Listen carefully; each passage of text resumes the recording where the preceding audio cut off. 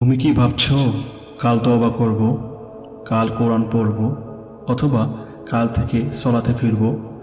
ভাবছো এখনো সময় আছে, কিন্তু ভাই, মৃত্যু তো সময় দেখে আসে না। আজ আমরা যারা আছি, কাল হয়তো আমরা শুধুই একটি স্মৃতি হয়ে থাকব। মৃত্যু তো সময় দেখে আসে না। আজ আমরা যারা নিঃশ্বাস নিচ্ছি, কাল হয়তো আমরা শুধু একটি নাম হয়ে থাকব কবরের এক প্রান্তে।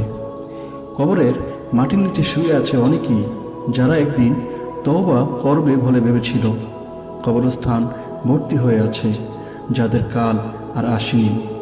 তুমি ভাবছো কাল তওবা করব, কিন্তু কে জানে কাল আসবে তো?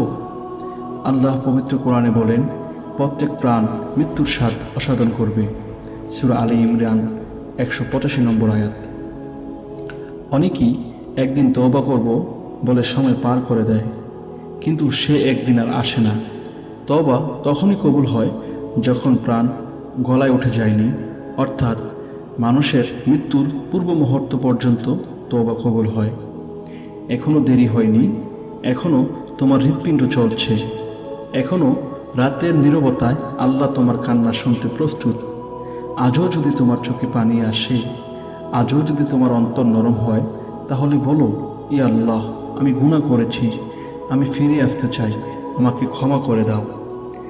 গুনাহ যত বড়ই হোক, আল্লাহর রহমত তার থেকেও বড়। কিন্তু সময় চলে গেলে আর কিছুই করার থাকবে না।